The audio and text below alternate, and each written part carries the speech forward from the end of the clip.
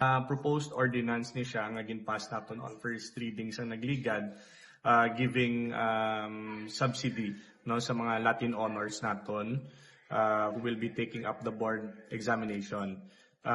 During our first public hearing diri, it was very successful gid.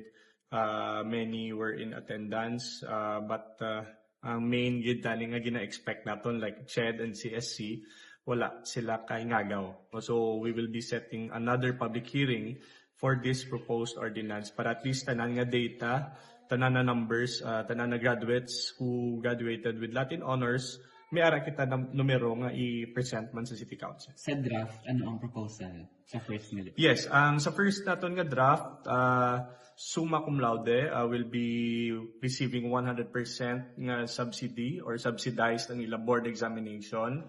Ang magna cum laude 50%. magna 50 to no, magna cum laude 50% and cum laude will be receiving 25%.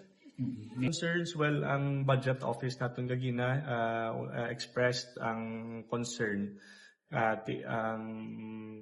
ang dapat ipa-include gid sa annual investment plan. No, so I myself will be personally going to the mayor para i-request nga ipa-include gid no kay syempre this will be a big help para sa aton nga mga students will be taking up the board examination. Yes, correct, under this proposed ordinance, residents who are from Bacolod City will be our priority. May ara kita to sa list of requirements, resident of Bacolod City, voter, ang student or ang iyang parents sa Bacolod City. They must also be, ang university nila must be in Bacolod City, university or college. And the other one is, kay gindelete naton ang ang must be born. Okay, there are some who are born in other LGUs but they are already residents sa Bacolod City. So gindelete naton.